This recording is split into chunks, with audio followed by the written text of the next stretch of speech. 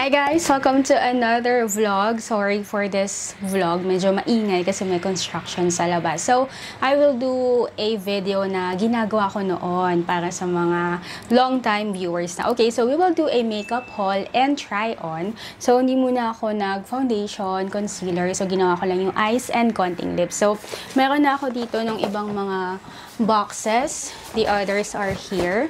Items to. Most of these mga binili ko, konti lang yung mga padala. So, okay. Let's start. Ito yung ilan sa mga paper bags that I will be showing for this video. And then I have some few boxes. So, I think medyo magiging mahaba tong vlog. First of all, ano ba yung pinaka-importante for you guys? So, para sa akin, syempre, bukod sa skincare, sunblock talaga. Fresh, tomato glass skin, and then Lux Organics SPF 50. So, ang price nito, yung fresh ay $349, tsaka yung Lux Organics, $349. So, same price lang pala siya. Yun nga lang, di ko lang masyadong na-appreciate yung ganitong mga products, yung may plastic pa na kailangan mong tanggalin. Parang for me, hindi na siya kailangan. Kahit wala na akong foundation, concealer, ganyan, tsaka medyo pawis, yung skin ko, medyo okay na talaga siya. Medyo matagal na akong walang update ng Skin2Han, but let me know if you want me to do an update para makwentuhan ko din kayo kung kamusta ba yung skin ko. Unnecessary for me itong meron pa siyang additional plastic. Sayang. Ayan.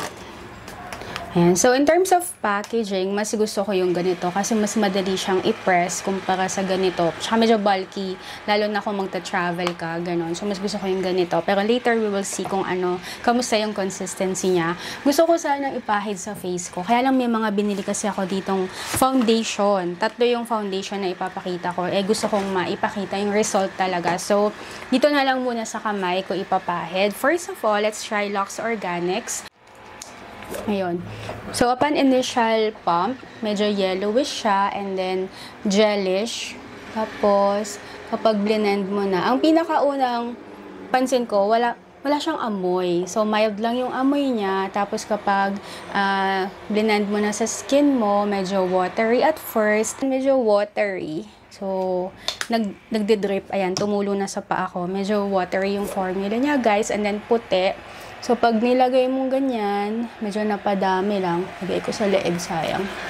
And then, hopefully, hindi naman siya nag-iiwan ng white cast. So, i-blend mo lang mabuti. Itong fresh, meron siyang parang white cast. So, kung gusto mo yung ganyan, parang may tone up. Pero ako kasi, mas gusto ko yung kahit morena ako, mas na-appreciate ko yung totoong kulay ko lang. Ayoko yung nagwa-white up. Kasi, iba yung color ng leeg, ng arms, ganyan. And then, for the foundation, guys, sige, unahin ko na muna itong Maybelline. So, this is a PR box from Maybelline. So, I think they have a new product. This is the new Superstay Double Fixer Setting Spray. So, yung bottle niya, minimal, na may pagka-hint ng light purple, parang lilac. Wala masyado, tatry natin later after ko mag-foundation. So, ang kasama sa PR box, meron siyang Superstay, Maybelline Superstay Foundation. So, syempre, pag PR box, tatanungin ka, ano bang shade mo, ganyan. Sabi ko, ang shade ko ay 220. Kasi all along, guys, ang ginagamit ko, 220 talaga, yung mga lumang packaging pa.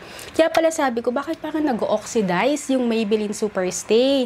Yun pala, mali pala yung shade ko. Kasi itong 220, sobrang dark niya. You know, sobrang dark nung shade. So, sabi ko, sayang, ang ganda nung packaging, tapos ang ganda din ng formula. So, pumunta ako sa Watsons, bumili ako. Ito, hindi to padala. So, ito yung padala, 220, yung binili ko. Nagpa-swatch ako, nagpatulong ako sa sales attendant. Ang shade ko pala talaga ay 120. So, this is $699. So, ito yung 220. Ito yung 120. Kala ko talaga all along, sabi ko, bakit ganun yung Superstay? Nag-oxidize siya, tapos parang sobrang umiitim. Kaya naman pala, mali pala yung shade na ginagamit ko. So, nalaman kong 120 ako. Kasi, nung trinay ko dito, sa jaw area, yan. So, ayan, diba? So, kapag blinen ko ng ganyan, naglalaho siya. So, it means it's the right shade for me. Sobrang ganda. Kasi yung 220, guys, yung ilalagay ko, guys, mapapansin nyo talaga na sobrang mali talaga. Yan o. Ayun na. Nagbe-blend siya, pero nangingitim ako. So, it's the wrong shade. Madalas ko na itong gamitin kasi nagustuhan ko siya. Ano din siya, alam mo kahit hindi siya ganun ka mahal, unlike other yung mga high-end brands, ang ganda talaga ng formula ng Maybelline Superstay. Meron ako electric fan sa harap ko, tapos pag magkakat ako, binubuksan ko siya. Later, we will try yung setting spray ng Maybelline kapag naka-full face na akong foundation. So, ito naman pinasabay ko kay Rochelle Rivera, vlogger yon. Follow her if you want yung mga mommy content. So, ang pinasabay ko sa kanya, ito from the US. So, nag-check kasi ako ng Charlotte Tilbury, ng actually Sephora, shipping to the Philippines. Namahalan ako, parang 700 yung pag-ship lang. Yung 700, may mabibili ka ng ibang noon. Siyempre, pagpasabay, may mga additional yan. Pero, hindi ganun kalaki at saka kumbaga mas madami. So, anyway, Charlotte Tilbury, this is yung mini size. Kasi tatry ko muna kung okay talaga siya. And, I've been wanting to try itong kay Selena Gomez na Rare Beauty Blush. Sabi ng mga reviews na nababasa ko, napakaganda daw ng powder foundation nila. Para siyang live filter, as in nakaka-filter ng mga pores, ng mga imperfection. And ito namang setting spray daw ng Charlotte Tilbury, as in, maglalast yung makeup mo, anti-hula siya. Ito kasi walang nakalagay na price, pero knowing Maybelline, siguro around 500, 600. So, ito namang sa Charlotte Tilbury, pinadala ni Sis Rochelle yung resibo. So, this is $23. Basa ko, ang gusto daw niya sa mga products niya, ayaw niya yung mahirap buksan. So, in fairness, wala na siyang mga plastic, sticker, and sobrang minimal yung packaging. And, tada! Grabe guys, ang laki niya. Ang laki, napakaganda nung packaging. It looks sophisticated. Ayan, no? So, wala masyadong nakalagay. Rare Beauty lang. Tapos, ang ganda. Hindi masyadong gold. Yung ganitong size daw, as in tatagal na ng matagal. Wait lang, no? Kailangan ko muna mag-foundation pala bago mag-blush. Ito na yung update ng foundation. This is 120. This is 220 ang lala nung pagka-darken niya. So, I guess pag gagamitin mo to, you have to be on the darker shade. Hindi ako makapaniwala na ang tagal ko siyang pinagtiisan na hinahabol ko siya ng light powder, ganun. Kala ko kasi ganun talaga. Pero in fairness, 120 pala tayo. So, 120 ang gagawin ko, tatlo kasi yung foundation na meron ako dito. So, ang gagawin ko, isa, dalawa, tatlo. Isa sa noo. Okay, so for the Maybelline Superstay 120, gagamitin natin siya dito sa kaliwang cheeks. Alam mo ang maganda dito, kahit ganito lang kakonti, pang buong face, actually okay na yan. Ayan. Ganyan lang konti. Half-half natin, guys. Yan. So, usually, pag naglalagay akong foundation, gumagamit ako ng either soft brush or sponge. Pero for now, hands lang muna, fingers muna. One dispense, enough na for the whole face. So, kung first time viewer ka, tapos parang feeling mo, ano ba yung face niya? Ba't parang butas-butas? Madami kasi akong pimples before. So, for me, okay naman na yung medyo may butas kumpara sa ang dami mong active na pimples. Pero soon, syempre may mga gagawin din tayong procedure para mabawasan yung mga acne scars, yung mga butas-butas. Ayan pala yung effect kapag tamang shade ang gagamitin mong foundation. Hindi ka parang cakey, hindi ka parang nangingitim or nag-oxidize. So, ayan. Yan. So, kahit na ano lang siya, kamay lang, napakadali niyang i-blend. Okay, now, we can try yung blush. Yung shade nito ay Hope. Hopefully, okay sa akin kasi cool, warm tone ako actually. Ganda, ganda. So, wala siyang masyadong amoy na striking. And then, ang nakita ko dito, parang isa lang na ganyan. Makulay na talaga. Yung iba gumagamit silang brush. Si Selena nakakita ko parang nagbabrush din siya. Pero we will use kamay lang. And true to life nga, napaka-pigmented guys. Kahit na, di ba, ang liit lang nun. So, that pala, dot lang talagang maliit. Kasi, ayun no, napaka-pigmented. So, mukhang tatagal nga itong mga 2-3 taon sa akin. Ayan, so okay lang. First, ano lang naman to, first swatch. masyadong pink yung shade para sa skin tone ko. I think dapat ang kinuha ko yung medyo warm pa sana, like medyo brown, ganon. Parang meron na akong blush blindness kasi napaka-pigmented. Pero shout out sa Rare Beauty. Ganito pala siya kaganda, napaka-pigmented. So, I have to wipe the excess blush. So, next time, konting dot lang for the whole face. So, dyan muna siya. Hayaan muna natin siyang medyo sobrang bright niya. Ayan, medyo dinarken ko yung video, guys. Hindi ko siya in-overwash para makita nyo yung totoong skin tone, yung totoong colors ng mga products. The next product, ito naman, binili ko din. So, yun nga, for the longest time, ang ginagamit kong mga products, mga drugstore, mga mura. As I get older, na-realize ko na okay din palang mag-invest ng high quality, especially yung mga products na pumapasok sa katawan, kinakain, or pinapahid. So, nag-invest ako. This is my first ever expensive foundation. NARS Light Reflecting Foundation.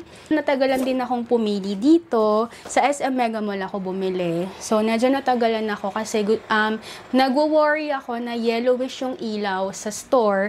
Tapos, pag uwi ko, medyo dark pala or light pala. So, tinulungan ako ng sales attendant. Thank you sa SM Mega Mall. Yung sa parang mega hall, ganon. Punjab. Ayan. Ang gusto ko talagang bilhin, yung parang Radiant. Kaya lang sabi ni ate, yung Radiant daw ay parang medyo heavy. Kasi parang, siya, thick. Parang paano ba?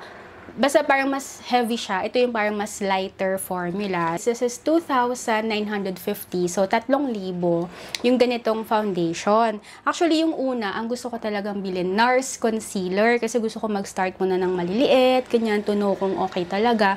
Kaya lang yung presyo kasi niya, 2,000. So, sabi ko kung maliit yung concealer, tas 2,000, edi sa foundation na ako na 3,000 para at least kung cover na yung whole face, hindi ko na kailangang mag-concealer. May mga sinabing tips sa akin si ate. So, hindi na daw kailangan ditong mag-brush or sponge. Kamay lang. So, kailangan mo lang siyang, parang umiitim ako. I-pump mo lang siya sa kamay mo. Ganito mo daw muna. Ayan, para, kumbaga, ma-warm yung product. Mas madali daw siyang i-apply sa face mo. Lagay ka muna ng ganyan. Few dots. So, medyo madami nga yun. Isang ganun ka konting pump for the entire face na. So, dadamay ko na din tong neck. Ang sabi ni ate, ang tamang pag-apply daw nito ay upward motion. So, parang iswipe mo siya upward motion. Yun, wala siyang amoy. Tapos, medyo heavy. Parang medyo makapal yung formula. So, medyo ramdam mo siyang may foundation. Kung gusto ko yung foundation na nako-cover yung imperfection ng skin ko, pero gusto ko yung hindi ko feel na meron akong foundation. Na-fill up niya yung mga pores. Pero napansin ko dito, medyo ramdam mo din. Parang feel mo talaga na meron kang foundation. So, next time, gusto ko ding i-try yung sa Giorgio Armani, tsaka Estee Lauder, tsaka MAC na yung mga the best foundation nila. Alam ko medyo nababother kayo sa kapal nitong Rare Beauty. So, bawasan na natin siya. Ginagawa ko dito, kumukuha ko ng blending sponge. Dahil mayroon tayo dito sa ating haul. This is Instabella 7-piece makeup sponge set. Magugulat kayo kung kanino siya galing. This is from Kim Store. So, nung nag-bazaar kami sa SM Mega Mall, nagulat ako, in-approach nila ako. Tapos sabi, this is a gift from Kim Store, ganyan. Yung isa, power bank. Tapos ito, makeup sponge. So, hindi ko alam na may makeup products na din pala ang Kim Store. Meron siyang 7. So, meron siyang 5 na malaki. And then, 2 maliit. Ayan. Ayan. Ang cute. Parang mga itlog. Okay, gamitin natin tong purple. Ayan. So, pwede mong gawin sa ganitong mga sponge, guys. Basain mong konti. As in, yung damp lang. Para mas makuha niya yung product. So, yung iba ni-roll nilang ganyan. Ako naman, ang gusto ko itong makapal. Ang dami yung sobrang pigmented talaga. Yung ako naman gusto ko ito, yung flat surface niya. Bine-blend kong ganyan. Kahit ganyan lang talaga dapat. So, ito. Ganito kadami yung nasayang. Pang blend. ng foundation. So, ayan. So far, nakakita nyo na yung difference, no? Ito yung Maybelline Superstay. Ito naman yung NARS na foundation. Napansin ko dito sa NARS din, kahit na hindi ka dito mag-powder, hindi ka yung sobrang malagkit, sobrang shiny. So, if you want yung less products na ginagamit mo, sobrang okay siya. Ay, hindi. Papantayin ko. Pantayin natin itong ating blush. So, I guess kahit dito lang, pwede na kasi sobrang pigmented niya. Ayan. So, konti lang. Ayan. So, kahit ganito ka konti, meron na siyang color. Pantay ba? Parang hindi pantay. Ayan. So, kahit di mo na pala siya ilabas sa container, aabot na din siya. I love this! Grabe, parang gusto ko pang bumili ng ibang shade. So, from 2 foundations, we will go, ayan na, yun yung mga swatches natin. We will go to another foundation. Ito naman guys, nakita ko to sa TikTok.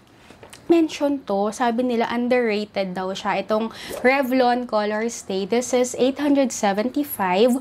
So, ganun din, nagpatulong din ako sa sales attendant nila. Ang worry ko lang talaga guys, yung kapag iniswatch mo sa store, sa SM, madilaw kasi yung ilaw nila. So, pag uwi mo, minsan yun nga, may chance na mas darker or mas lighter pala sa'yo. Para ma-test mo kung talagang right para sa skin tone mo, magpa-apply ka muna. Huwag ka mahiya kasi ako naging sales lady naman ako before. Work naman namin yan na mag-assist ng mga customer. So, in a nice way lang, sabi mo ate or miss, pwede po bang try ko muna, ganyan, help mo kung mahanap yung right shade ko. Tapos, okay lang ba, babalik ako kasi ikot-ikot muna ako, ganon. So, pag ina-applyan ka ng foundation, concealer, pwedeng mag-ikot ka muna sa mall, try mo mga 2 hours, 3 oras, para makita mo kung yun nga, nagda-darken ba, kung tama ba para sa shade mo, or baka masyadong maputi. So, nakikita. Ayun, 220 natural beige. So, 1 kalahating pump.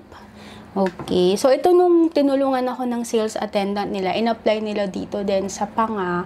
Pero dahil meron na tayo dyan, mag-a-apply tayo sa forehead. May mga butas-butas, may lines. Saka medyo morena kasi talaga ako. So, ayan. So, feeling ko masyadong maputi. Kasi yellowish nga yung ilaw doon. Nung bumili ako nito sa SM Mega Mall pa din, parang ang dami ko nalagay. Yellowish kasi talaga yung ilaw ng department store ng SM. So, you have to be careful, ganyan. So, ang tingin ko sa kanya, medyo light. Para sa skin tone ko, I use yung flat surface. So, pansin ko dito, medyo watery. Hindi siya katulad ng Superstay at saka nung NARS na kapag in-apply mo, nagsaset na siya. Pag in-apply mo, medyo watery. So, kailangan mo pa siyang i-support ng sponge or further application. Parang naman, nahabol na niya yung skin tone ko. So, ayan, 3 foundation yung ginagamit natin ngayon. Superstay ng Maybelline, NARS Light Reflecting Foundation, and Revlon Color Stay. Ito na yung mga foundation. Maybelline 220, Maybelline 120, Nasaan yung Revlon? Walang Revlon. Naubos na siya kasi medyo watery. Ito naman yung NARS Light Reflecting Foundation. Tatanggalin natin. Ayan. Ang problem ko sa lips ko ay medyo pale. So, nagpa-check naman ako dito. Anemic ako. Sabi nung derma ko. Sabi niya, ganun talaga. May mga lips talaga na hindi masyadong pigmented. May mga lips naman na, may mga lalaki lalo, 'di ba? Na kahit na medyo moreno sila, napakapula ng lips nila. Si John Matt, kahit na moreno siya, ang pula ng labi niya. Ganon. Another PR box from Maybelline.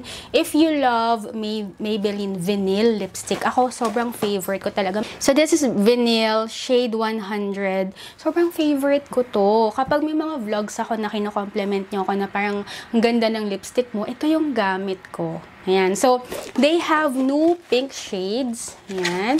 Hopefully, bagay sa ating mga morena. They sent me 5 new shades. Please follow me on TikTok at saka sa Instagram at Christine Roses para makita mo yung mga reels, yung mga short videos. Okay, so, I think hindi ko kayang gawin lahat na sabay-sabay. So, maybe we will do separate vlog na lang. Shade 145. Ito naman. Ito sobrang pink.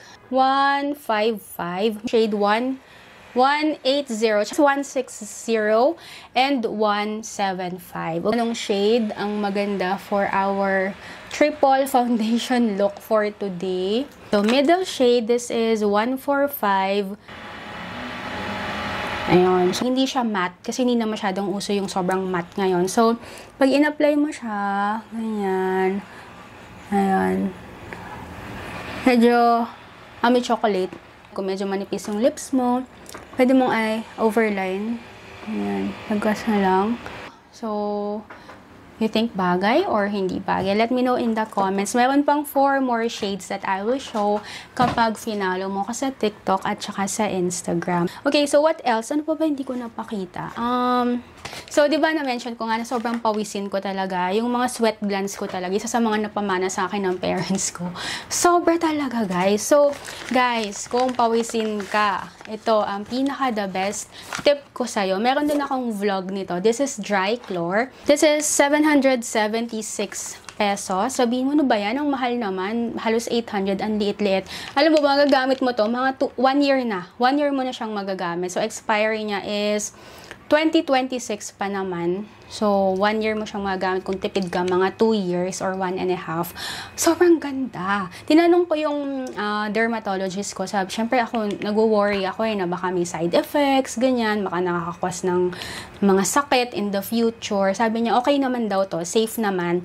Ang side effect lang nito, guys, yung pawis mo sa underarm, lilipat yan. Lilipat sa ilong. Ayan. So, napansin nyo, sobrang pawisin ko na sa ilong, sa dibdib, sa likod, minsan sa kamay, ganon. So, again, para sa mga pawisin, Dryclor.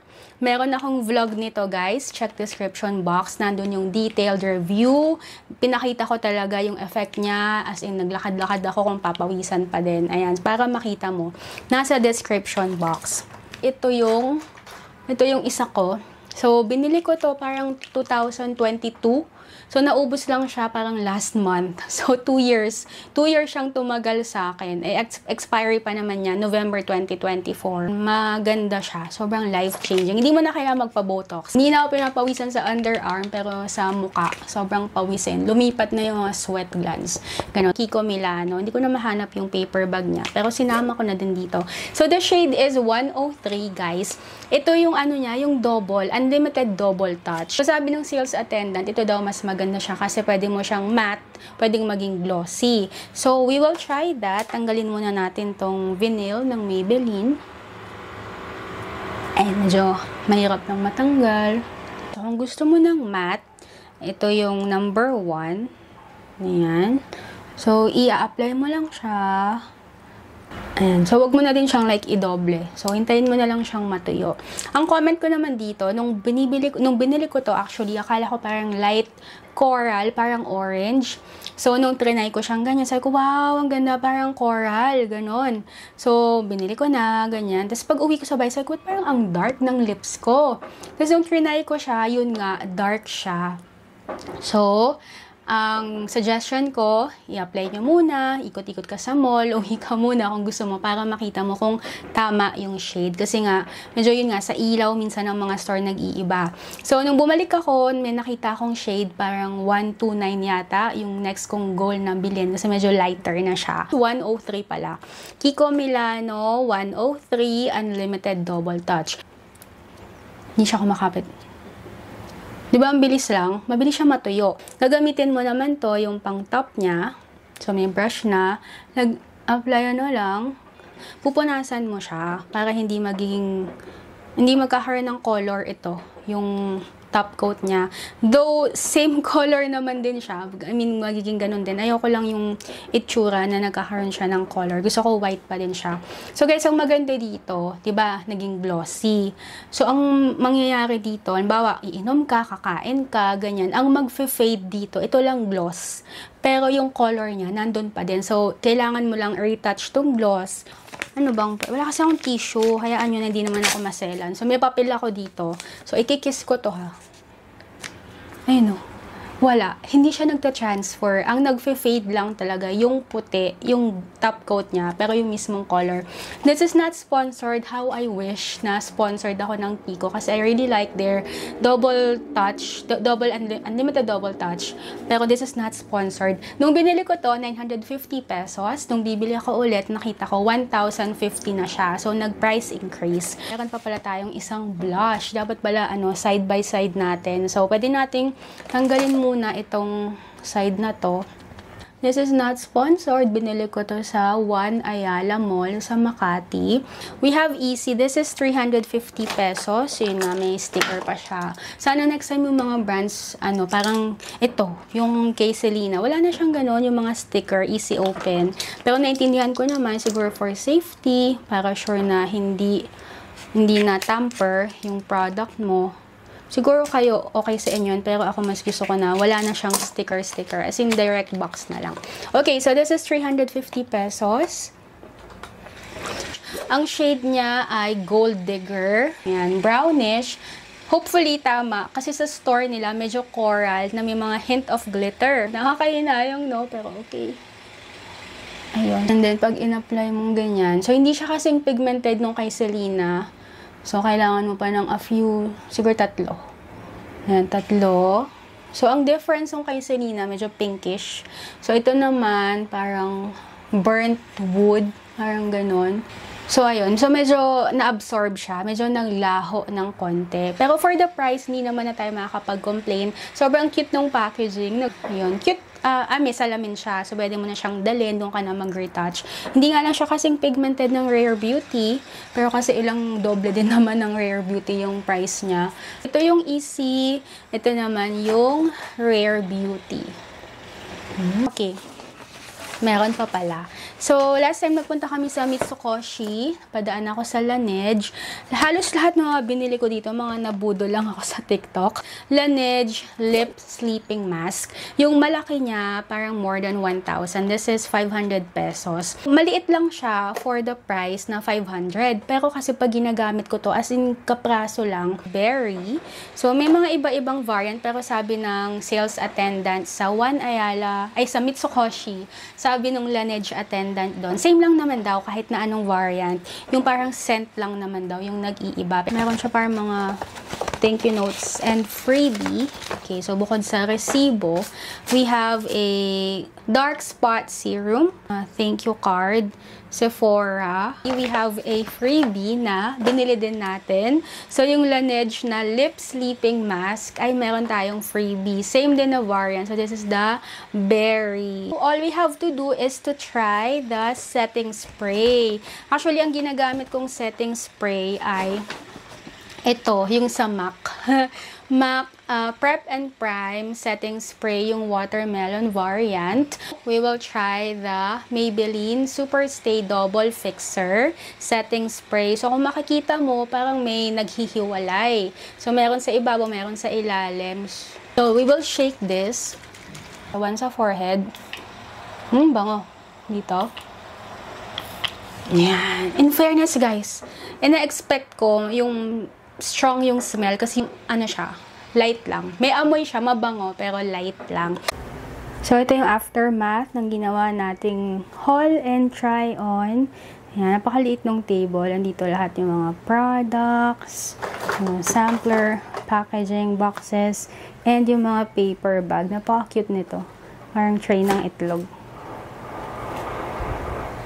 So, meron pa akong idadagdag ng mga products. Sobrang pale ng labi ko kasi meron pa tayong itatry na lip products. Magkaiba ulit yung ginamit ko. So, this side, itong Maybelline, ito namang NARS. Later, gamitin natin itong Charlotte Tilbury na setting spray. Yung mga idadagdag pa natin. So, first, okay, so mag-lips muna tayo kasi sobrang pale na talaga. So, sa Angeles, Koreatown, Iroda, nagulat ako doon yung mga lip products nila. Halos same price sa Korea. So, Romand, 375 lang ang isa. So, sabi ko parang afford na siya kumpara sa mga online. So, medyo watery. Tapos, hindi siya tumatagal. So, kailangan to, apply ka ng apply. Tapos, medyo yellowish yung store.